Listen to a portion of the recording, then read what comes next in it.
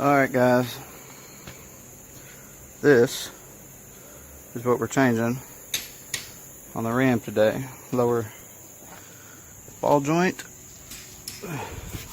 Now, I had Firestone quote me $2,100 to do both lowers, or both lower ball joints and upper control arms, but the ball joints on the upper control arms are fine, so we're not changing those.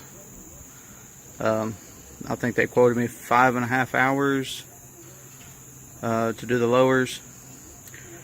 I just did the driver's side, and we'll just say hunting tools, not having the right tools, all that, getting it done, it took me about an hour. But now those are my tools that I need to do this, and of course the ball joint pusher, which I got from O'Reilly's. But simple. Took the whole caliper, everything off at the bracket. Obviously gonna break this ball joint loose, tie rod in, and the pain one is your lower.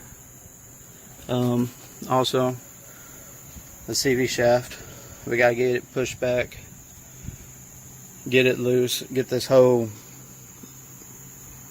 spindle laid over, pop that bottom loose, and actually we'll push this out as we're feeding it off the lower ball joint. And really, I mean, it's a fairly easy. I mean, it's a lot easier than I expected. You know, especially since they quoted me $2,000 to do this, and I figure here in probably about 30 minutes I'll be done. So anyway, just a quick rundown. I'll show you.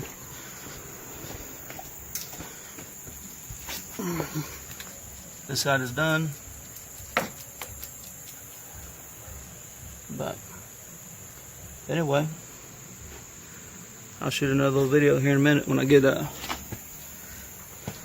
when I start getting it back together. Alright, new one in, let it off. Other one came out pretty easy. Just pushed her on out, push that one on in. I mean, what, I might have 30 minutes in this so far, about another 15 butting it back up. So yeah, 5.5 hours my ass. Alright guys, there it is, all done.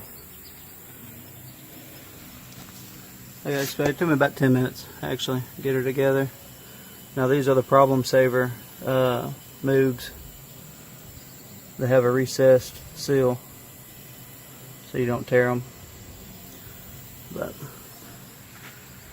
yeah, that's it all together. This does have a 3-inch lift on the front. That's another point. I wouldn't go 3-inch lift. It really makes this truck ride super rough in the front. I'm probably gonna end up going back to a 2.5. So I have a 2-inch on the rear, 3 up here. I was trying to level it out, and I think a 2.5 would probably work best. I think it'd give me a little better ride, and maybe not wear these ball joints out so fast. But anyway, hope this helped some of y'all.